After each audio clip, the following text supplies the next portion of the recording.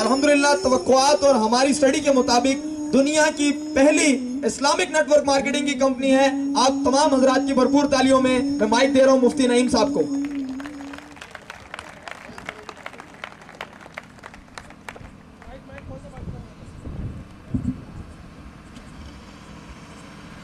अस्सलामु अलैकुम वरहमतुल्लाह। आप सब हजरात का बहुत शुक्रिया, जज़ाकल्लाह।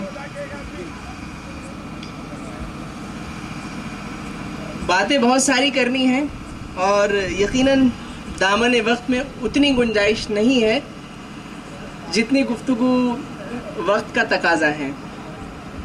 बहरकैफ सबसे बुनियादी बात यह है कि इसमें कोई शक नहीं, जैसा कि हमारे अदनान रज़ा भाई ने कहा, अल्हम्दुलिल्लाहि रब्बिल आलमीन मेरी मालूमात और हुस्ने ज़न के मुताबिक EM इंटरनेशनल दुनिया की पहली ऐसी नेटवर्क मार्केटिंग कंपनी है कि जो अल्हम्दुलिल्लाहि रब्बिल आलमीन इस्लामी उसूलों के मुताबिक है।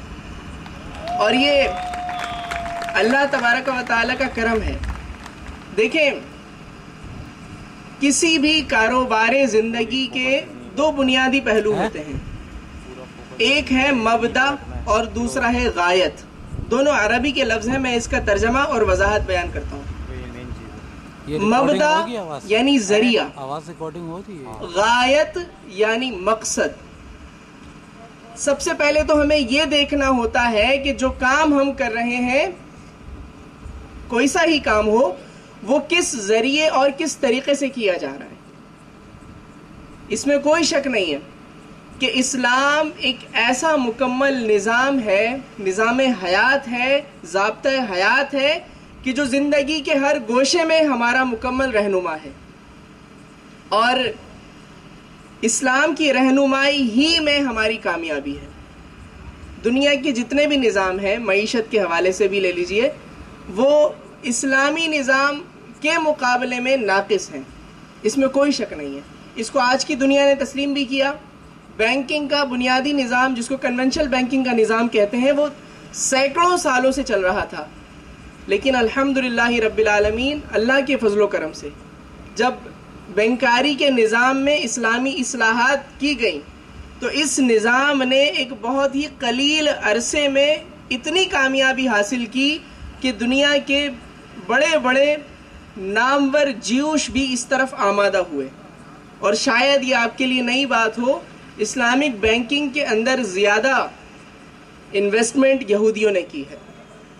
ऐसी बहुत बड़ी बड़ी कंपनीज़ हैं, बैंक्स हैं कि जिसके अंदर बुनियादी जो इन्वेस्टमेंट है, अखराजात जिन्होंने लगाए हैं, वो सारे यहूदी हैं ज़्यादातर लोग। दूसरी बात, अब मैं बुनियाद की तरफ आता हूँ। नेटवर्क मार्केटिंग का निज़ाम जिस तरह से राइज था, उस पर उलमा ने बहुत सारी गुफ्तगू की, हर एक ने अपनी राय का इजहार किया और अल्हम्दुलिल्लाहि रब्बिल आलमीन ये बहुत अच्छा हुआ। और इस बात का मुकम्मल क्रेडिट हमारे मोहतरम ज़फ़र अली राना साहब को जाता है कि अल्लाह तबारक व तआला ने उन्हें इस काम के लिए मुंतखब किया कि वो इस शोबे में इस्लामी निज़ाम को कबूल करके राइज करने का बाइस बन सके। अल्हम्दुलिल्लाह बहुत से लोग आए, बहुत से लोगों ने बातें की, लेकिन हर शख्स अपनी बातों पर और अपने वादों पर कायम न रह सका। ये ख़ास लोग होते हैं जो अल्लाह की तरफ से चुन लिए जाते हैं। मुझे खुशी है कि हमारे ज़फ़र भाई उन्हीं लोगों में से हैं। मबदा और गायत की बात थी। मबदा वो ज़रिया, वो तरीक़ा कि किस तरह कारोबार किया जा रहा है। मैं अगर किसी दुकान पर जाकर 10 रुपए की दही भी खरीदता हूँ, तो वो खरीदना बेचना जायज़ और नाजायज़ दोनों हो सकता है निज़ाम की तब्दीली की वजह से। इसी तरह मैं किसी इदारे के साथ करोड़ों रुपए का बिजनेस करता हूँ, तो वो भी तरीक़ेकार की तब्दीली से जायज़ या नाजायज़ हो सकता है। अजीब सी बात है, पहले भी की गई है, लेकिन बहरहाल इस्लामी बात है, सुनने की बात है कि निकाह और जिना में तरीक़ेकार का फ़र्क है। ठीक है, इसी तरह बय में यानी खरीदो फरोख्त में और सूद में तरीक़ेकार का फ़र्क है। यानी यूँ समझिए कि अगर हम इस्लामी उसूलों के मुताबिक तरीक़ेकार बनाकर कोई कारोबार करते हैं तो वो ठीक हो सकता है, اور اگر ہم اسلامی اصولوں کو خدا نہ خواستہ فالو نہیں کرتے تو وہ غلط بھی ہو سکتا ہے. ٹھیک ہے. تو سب سے پہلے تو ہمیں یہ دیکھنا ہے کہ مبدا کیا ہے, طریقہ کار کیا ہے. پھر دوسری چیز یہ دیکھنی ہے کہ غایت کیا ہے, مقصد کیا ہے. آیا مقصد لالچ پر مبنی ہے, مقصد خدا نہ خواستہ کسی کو نقصان پہنچانے پر مبنی ہے. الحمدللہ رب العالمین, اللہ تبارک و تعالیٰ کا بڑا فضل ہوا, بہت احسان ہوا کہ ای ایم انٹرنیشنل اس مقصد میں بھی کامیاب ہے. اور ان کا مقصد کسی بھی طرح کسی انسان کو, صرف مسلمان نہیں, کسی انسان کو نقصان پہنچانا ہرگز نہیں ہے. اور تفصیل میں جائے بغیر اتنا خلاصہ ضرور کروں گا کہ ہمارے محترم دیکھیں, جو من لم یشکر الناس لم یشکر اللہ, جو لوگوں کا شکر گزار نہیں ہے وہ اللہ تبارک و تعالیٰ کا شکریہ بھی ادا نہیں کر سکتا. تو ہمیں لوگوں کا شکریہ ادا کرنے کی بھی عادت ڈالنی ہوگی. شیخ سعدی نے کہیں لکھا کہ 3 روم تھے, تو پوچھا گیا فرشتوں سے ایک روم کے بارے میں, یہ کون سا روم ہے؟ تو کہا کہ یہ نعمتوں کی تقسیم کا روم ہے, بڑا رش تھا وہاں پر. اچھا جی. دوسرا روم پوچھا گیا یہ کون سا ہے؟ تو کہا گیا یہ وہ روم ہے کہ جہاں پر لوگ اپنی پریشانیاں بیان کرتے ہیں اور ان کے حل لیتے ہیں. ٹھیک ہے جی. یہاں بھی بڑا رش تھا کیونکہ لوگوں کو نعمتیں بھی چاہیے اور اپنی پریشانیاں بھی حل کرانی ہے. پھر انہوں نے تیسرے روم کی طرف اشارہ کرتے ہوئے پوچھا, جو کہ بالکل ویران پڑا ہوا تھا, وہاں کوئی تھا ہی نہیں, خالی تھا. انہوں نے پوچھا یہ کون سا روم ہے یا یہ کون سی جگہ ہے؟ تو انہیں بتایا گیا کہ یہ ایکنالجمنٹ کا روم ہے, یہاں کوئی نہیں آتا. تو اپنے اندر ہمیں شکر گزاری پیدا کرنی ہے. ہمیں شکر گزاری ہے ہی نہیں, مطلب ہم اپنی پریشانی, یہ میں صرف اور صرف ای ایم انٹرنیشنل کے حوالے سے بات نہیں کر رہا ہوں, بلکہ ایک انسان, ایک مسلمان کی زندگی کے اندر شکر گزاری ہونی چاہیے, ہر ایک کا شکریہ ادا کرنے کی بہرحال عادت ڈالنی چاہیے. تو اسی حوالے سے میں شکریہ ادا کرنا چاہوں گا محترم دانیال بھائی کا, جنہوں نے اس سلسلے میں مکمل ذمہ داری کا ثبوت دیتے ہوئے اپنی تمام تر مصروفیات کو ترک کر کے ای ایم انٹرنیشنل کے لیے کام کیا, اور اس نظام کو شرعی نظام بنانے میں ان کا بڑا کردار ہے. اسی طرح نوشاہی صاحب کا بھی شکریہ ادا کروں گا کہ انہوں نے بھی اپنی ذمہ داری محسوس کرتے ہوئے انتہائی ذمہ داری کے ساتھ اور انتہائی لگن کے ساتھ اس کام کو سر انجام دیا.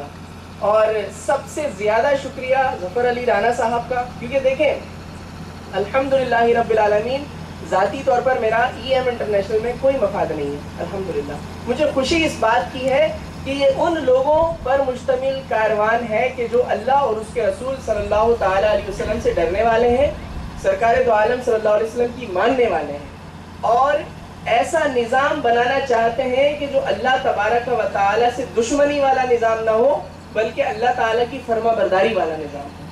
تو اس سلسلے میں سب سے بڑا شکریہ اور سب سے بڑا کریڈٹ گزشتہ کی طرح پہلے بات کی ہمارے محترم ظفر علی رانا صاحب. اللہ تعالیٰ ان جیسا مسلمان سب کو بنائے, کیونکہ کم از کم ان کے اندر ایک عادت یہ بہت اچھی ہے کہ شریعت کے معاملے میں, اسلام کے معاملے میں, دین کے معاملے میں کسی قسم کی جو ہے وہ پس و پیش سے کام نہیں لیتے. اللہ انہیں ایسا ہی رکھے.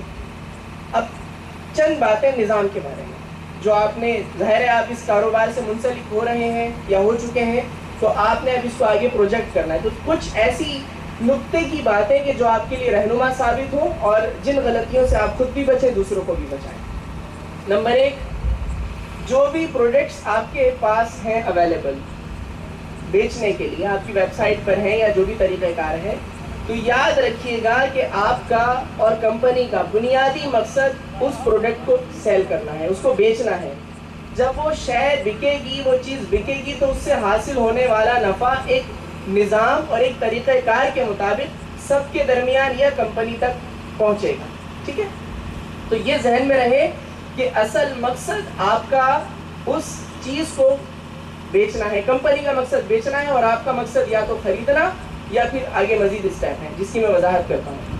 تو پہلے جب میں اس کمپنی سے مثال کے طور پر کوئی وابستہ ہونا چاہتا ہے تو وہ اس کمپنی کی کوئی بھی چیز خریدتا ہے, خریدنے کے بعد اس کو ایک شکریہ کا لیٹر ایشو ہوتا ہے. ٹھیک ہے, اس لیٹر میں باقاعدہ وضاحت کے ساتھ یہ لکھا ہوتا ہے کہ آپ نے ای ایم انٹرنیشنل کے ساتھ کاروبار کیا, اس کی پروڈکٹ کو پرچیز کیا, خریدا, ہم آپ کے شکر گزار ہیں اور امید کرتے ہیں کہ آپ کا ہمارے ساتھ اچھا تعلق رہے گا. ہمارا اور آپ کا خریدنے بیچنے کا معاملہ ختم ہو چکا ہے. اس لیٹر میں لکھا ہوگا. اب آپ چاہیں تو مزید 2 ریفرل کر کے, 2 ڈائریکٹ ریفرل کر کے آپ کمیشن حاصل کر سکتے ہیں. آپ کو اس نے ایجاب کیا, آپ کو اس نے ایک آفر کی کہ آپ چاہیں تو 2 ڈائریکٹ ریفرل کر کے جتنی بھی اماؤنٹ اس کی طے شدہ ہے وہ آپ کو دے دی جائے گی.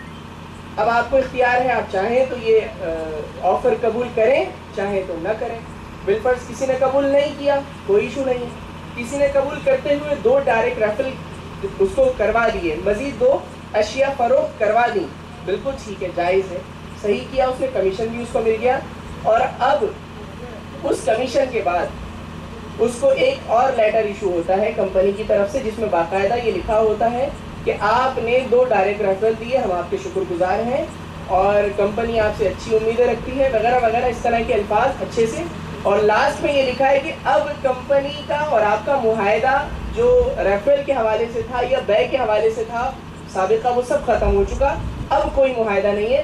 اب کمپنی اپنے طریقہ کار کے مطابق یک طرفہ طور پہ غیر مشروط انداز کے اندر آپ کو انعام کی شکل میں رقم مہیا کر سکتی ہے. تو یہ نظام ہے جو میرے خیال میں 3 اسٹیپ پر مشتمل ہے, اور ہر اسٹیپ دوسرے اسٹیپ سے جدا ہے. پہلے اسٹیپ میں آپ خریدار ہیں, خریدار بننے کے بعد کمپنی آپ کو ممکنہ طور پہ آفر کرے گی, یعنی کمیشن ایجنٹ کے حوالے سے اس کی آفر کو قبول کرنے کی صورت میں اور کام کرنے کی صورت میں کمیشن پانے کے بعد آپ کا معاہدہ ختم ہو جائے گا. اور تیسری اور آخری صورت یہ ہے کہ آپ اب کمپنی جب تک رہے گی انشاءاللہ تب تک آپ کو ایک اپنے خاص نظام اور طریقہ کار کے مطابق, جو کہ آپ کو عدنان رضا بھائی وغیرہ نے بتا دیا ہوگا اور آپ جانتے بھی ہوں گے, اس نظام کے مطابق آپ کو نفع انعام کی شکل میں دے گی. یہ بالکل جائز ہے, اس میں کوئی حرج نہیں ہے. میں اپنی ذاتی چیز کسی کو انعام کی شکل میں دے سکتا ہوں کسی بھی انداز میں, مجھ پر کوئی شریعت کی روک نہیں ہے. تو شریعت مطہرہ نے دراصل ہمیں ہر مسئلے کا حل دیا ہے. الحمدللہ رب العالمین. یہ بہت سادہ, آسان, سمجھ میں آنے والا نظام ہے, اس کو سمجھیے گا اور یاد رکھیے گا کہ اللہ تبارک و تعالی نے جس بندے کے لیے جتنا رزق لکھ دیا ہے اسے مل کر رہے گا. البتہ یہ اختیار بندے پر چھوڑا ہے کہ وہ اس رزق کو حرام ذریعے سے حاصل کرے یا حلال ذریعے سے حاصل کرے. تو خدا کا شکر ہے کہ آپ ان لوگوں میں سے ہیں کہ جو حلال ذریعے سے رزق حاصل کرنے کی کوشش کر رہے ہیں. الحمدللہ. اللہ تبارک و تعالیٰ آپ کو کامیاب کرے, اللہ تعالیٰ ہمیں کامیاب کرے. ای ایم انٹرنیشنل کو اللہ تبارک و تعالیٰ عروج عطا فرمائے اور ان کی راہ کی ساری مشکلات کو دور فرمائے. میری دعائیں, نیک تمنائیں ای ایم انٹرنیشنل اور اس کے سارے متعلقین کے ساتھ ہیں. السلام علیکم ورحمۃ اللہ. بہت شکریہ. میں مفتی صاحب سے ریکویسٹ کروں گا کہ وہ 1 منٹ اسٹیج پر رک جائیے, اور میں ریکویسٹ کروں گا جناب ظفر علی رانا صاحب سے کہ وہ اسٹیج پر تشریف لائیں اور اپنے دست مبارک سے مفتی نعیم صاحب کو شیلڈ کریں. سوینئر شیلڈ کے لیے مفتی نعیم صاحب کو اسٹیج پر تشریف لا رہے ہیں جناب ظفر علی رانا.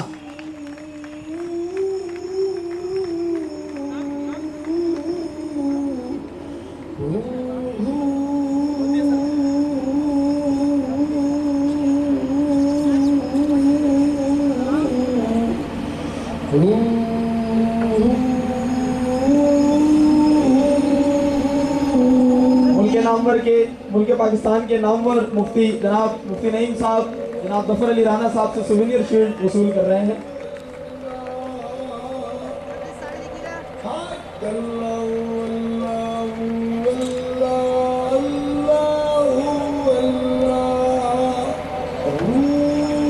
جزاک اللہ. مفتی صاحب اور وصول کریں جناب ظفر علی رانا صاحب کو ریسیو کریں. آڈینس بھرپور ویلکم. انشاءاللہ یہ میرا حسن ظن ہے